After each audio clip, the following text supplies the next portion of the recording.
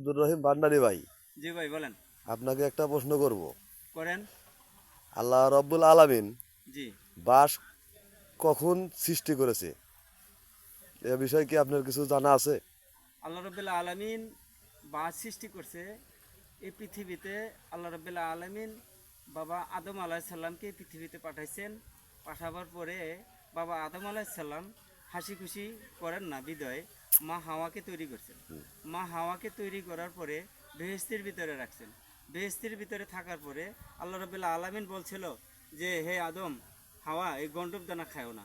তো বেহেশতের ভিতরে একটা ফল গাছ ছিল, ওখানে 5টা ফল ছিল। সেই 5টা ফল মানে খাইতে নিষেধ করছে, কিন্তু বাবা আদম আলাইহিস সালাম খাইতেন না। কিন্তু শয়তানে ধোকা দিত যে ফল 4টা ছিঁড়া ছিঁড়া খাও। তো মা হাওয়া এই ফলটি খাইছে। খাওয়ার পরে তাদের পায়খানা প্রস্রাব ব্যাগ হয়েছে। ব্যাগ হওয়ার পরে আল্লাহ রাব্বুল আলামিন তাদের দুইজন দুই দিকে ফালাই দিল। ফালাই দেওয়ার পরে যখন এই ফল খাওয়ার পরে তাদের পায়খানা প্রস্রাব ব্যাগ হয়েছে। ব্যাগ হওয়ার পরে তাদের বলল যে তোমরা এখান থেকে দূর হয়ে যাও।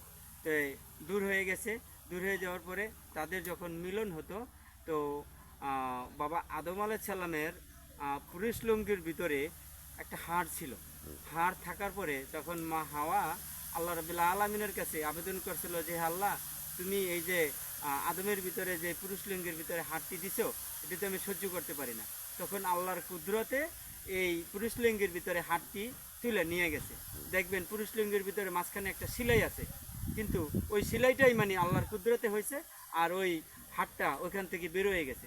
তখন এই হাড়ে আল্লাহর কাছে বলছিল, হে আল্লাহ রাব্বুল আলামিন, তুমি যে আমার আদমের ভিতরে দিছিলা, তাহলে আমাকে এখন কোথায় ফেলাই দিলা? তখন আল্লাহ রাব্বুল আলামিন বলছে যে ঠিক আছে, তোমাকে যেহেতু আমি ফেলাই দিছি, তাহলে আমার আদমের এমন কাজে লাগাবো যে মৃত্যুর পরেও যেন তোমাকে কাজে লাগে। সে থেকে আল্লাহ রাব্বুল আলামিন এই বাসটা সৃষ্টি হয়েছে।